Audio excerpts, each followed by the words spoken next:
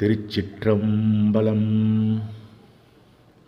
We previously saw the life story of our beloved Karaikal Ammayar, who was called by Lord Shiva, our mother, Ammaye. Today, we shall see the story of a young devotee who was taken by our Lord as his own son. The last place to be worshipped in any Shiva shrine today is the shrine of Chandeshvara. In all temple festivals also, Chandeshvara is given an important place. What is the story behind this ancient practice? The story of Chandesa is a very simple story of a simple child who attained something more than a sainthood by a single-minded devotion. The large sculptured image of Chandesa found at the northern side entrance of Gangaikonda Cholapuram shrine has become world famous.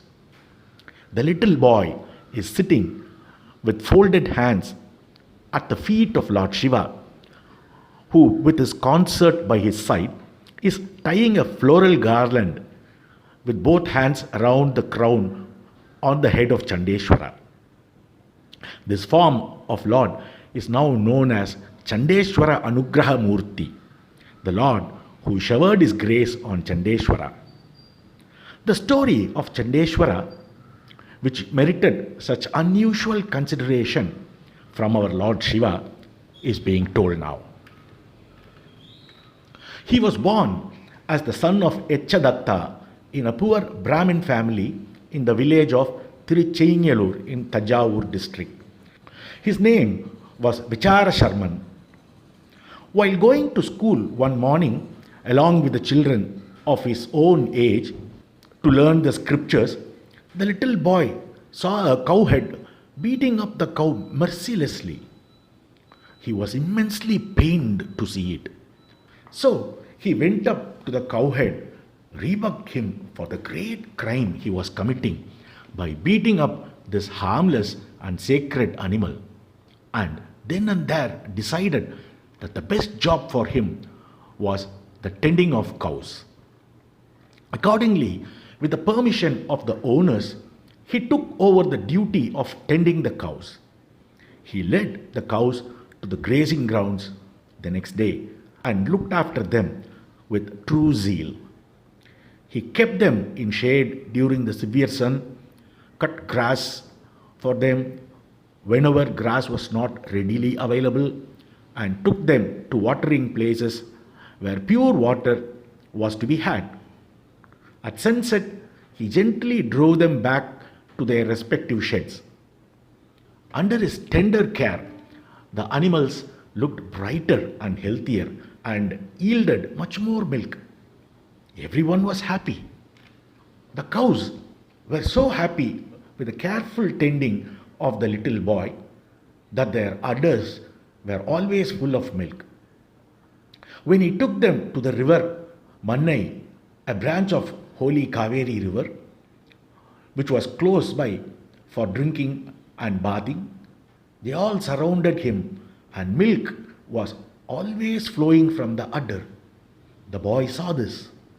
His mind, trained in the ritualistic form of worship of Lord Shiva in his home and in local temples, naturally thought that the milk could be used to bathe his form. Accordingly, he made a temple of sand on the bank of the river, heaped a handful of sand into an image of Shivalinga, and worshipped this image with potful of milk and flowers. This worship of the innocent boy on the sands of the river was quite pleasing to the Lord. Besides, the milk used up by the boy in his Abhishekam of Shiva, the cows continued to yield the usual quantity of milk in their homes also. One day, however, a mischievous neighbor saw the Abhisheka of the boy and reported to the people that the boy was pouring cow's milk into sand under the guise of grazing the cows. Naturally, the people were upset, and so took Echadatta, the father of the boy, to task. Echadatta pleaded ignorance of his son's activity, then proceeded to investigate.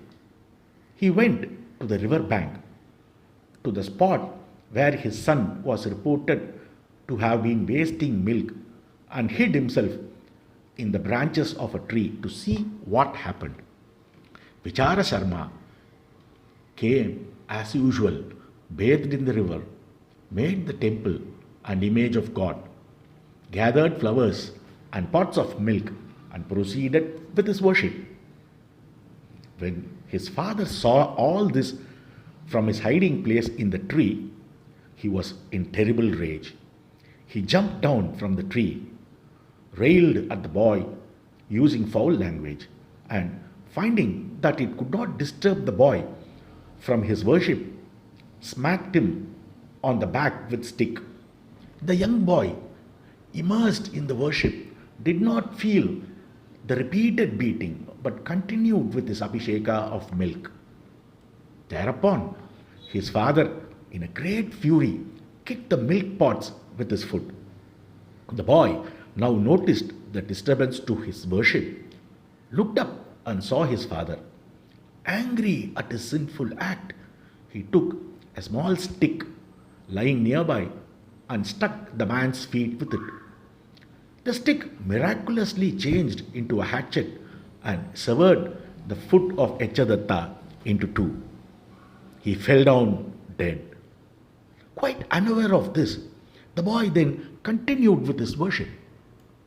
When the boy proceeded to continue the puja, Shiva appeared before him, lifted him up and said, "Our little boy, you had cut asunder the foot of your father for his irreligious act.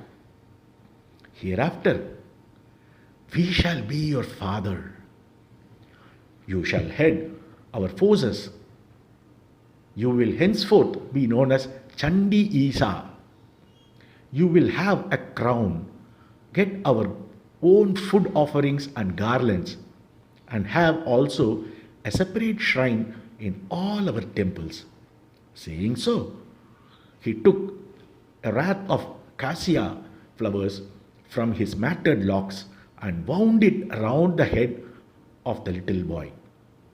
Echadatta, father of the boy, was also saved by the grace of God and reached heavens.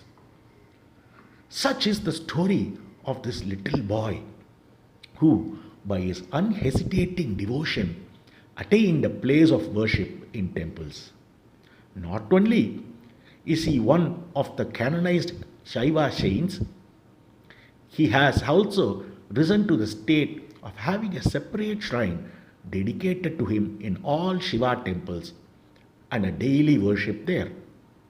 Whenever a procession of Lord Shiva is taking out along the main streets of the temple during festivals, his image also accompanies as the fifth Murti.